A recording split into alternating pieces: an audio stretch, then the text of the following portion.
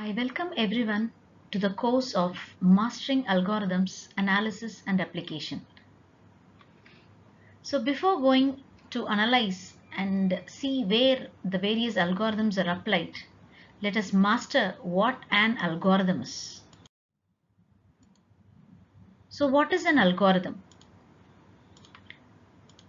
If you're given an input or if you're given a problem and if you are expected an output, a solution, there should be some steps to be followed, some procedure to be followed to obtain the output from the input. So that solution, that step, that procedure is called as an algorithm. So the formal definition of an algorithm is, it is a sequence of unambiguous instructions for solving a problem. Unambiguous means it should be clear, it should be definite, it should not be confusing. So for obtaining the required input for any legitimate input, that too in a finite amount of time. It should complete its process within a specific time. So that is what is an algorithm. What is the need for the algorithm? Algorithms are essential for solving complex computational problems efficiently and effectively.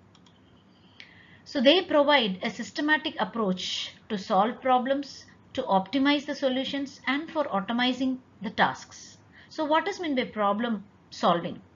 So you can break down a big problem, a complex problem into smaller or manageable one, and then try to find solutions for those sub problems, and those solutions can be combined or used to get the solution of the original problem. In optimization solutions, the algorithms will find the best or something which is near to the optimized solution for any problem. In automating tasks, algorithms can automate repetitive or complex tasks, saving time and effort. So, how an algorithm should be? What are the characteristics of an algorithm? First, it should have well-defined input. The inputs that we are feeding into the algorithm should be well-defined. And that well-defined input, after following the instructions given in the algorithm, should produce a well-defined output. The algorithm should execute in finite time, that is finiteness. It should be clear, it should be unambiguous, it should not be confusing, and it should be correct as well. Simply stating the set of procedures or instructions will not fetch us any fruitful results. It should be correct, that is most important, and finally it should be effective as well. So these 6 features define the characteristics of an algorithm. So what is design and analysis of an algorithm? So you should know what is algorithm design, how to design an algorithm, what are the advantages of designing an algorithm. After designing an algorithm, how am I going to analyze the algorithm? What is the need for that analysis? And how am I going to analyze that algorithm? So all these aspects will be covered in your design and analysis of algorithm. So algorithm design and analysis process includes 6 steps. The first one starts with understanding the problem. Second is, we have to decide on what approach we are going to use for solving this problem in terms of computation, in terms of exact and approximation, in terms of the design technique that we are going to use in framing the algorithm. Then we have to design the algorithm. Then we need to check how correct the algorithm is. After that, we need to analyze the algorithm and finally code the algorithm. So these are the 6 steps involved in algorithm design and analysis process. Let us analyze every step in detail. In the first step, understanding the problem, you have to completely understand what the given problem is.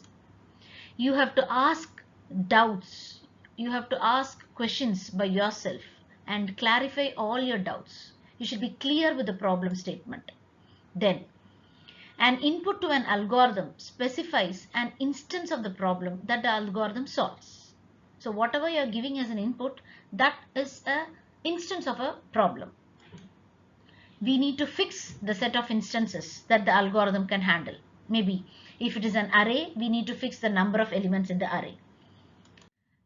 Next is to decide on computational means. So we have to determine the computational means. We have to determine the computational device, what processor we are going to use, how much memory the algorithm will occupy, what is the space, and whether the problem or the algorithm which I'm going to use is in a sequential pattern or in a parallel pattern. And then we have to fix on the design technique. What is the design technique my algorithm is going to incorporate? Whether it is an implementation method like recursive, repetitive, or iterative in loops, or whether it is an exact or approximate method. Exact means for a definite input you should have definite output. If this is the input, this will be the output, exact output. Approximate means it need not be the exact output, but it can be somewhat closer to the exact output. Means some sort of errors are accepted. So that is what is approximate algorithms. And whether the algorithm I'm going to use is in a serial or a parallel or a distributed algorithm. Serial means the output of one will serve as an input to the next.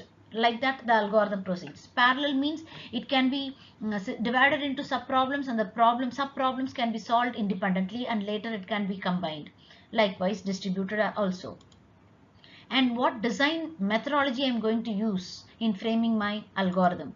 Is it a brute force method? Is it a divide and conquer method, or dynamic programming, or greedy, or backtracking, or branch and bound? So these are the various algorithm design paradigms. So we will be seeing all these methods one by one in the following sessions, upcoming sessions, for better understanding and the applications where these design methods are used. And what design approach I'm going to use, whether it is a top-down method or a bottom-up method. So these all will decide on the computational means and the algorithm design technique that we incorporate in the algorithm. The third step is design the algorithm. So once we are clear with what the problem is, how am I going to solve it, then I have to go for designing the algorithm. So for that I need to choose a proper data structure. Then I need to specify a detailed method, detailed algorithm that can be either in a natural language or in terms of pseudocode or in terms of flowchart. This algorithm and data structure will result in a program. The combined form of algorithm and data structure is nothing but the program. And the fourth step is, once the algorithm is framed, we need to check whether it is correct or not. We have to prove the correctness of the algorithm. So the algorithm will work fine when you give a legitimate input. It should work for a finite amount of time and it should give a proper output. So as I already said, it can be either approximate or exact. The approximation algorithm, some percentage of errors can be admitted, can be approved, can be accepted. And how are we going to verify the correctness? There are various methods. One is by using counter example, which is an indirect method, and by using mathematical induction, which is a direct proof. We can use loop invariant also to prove the correctness of the algorithm.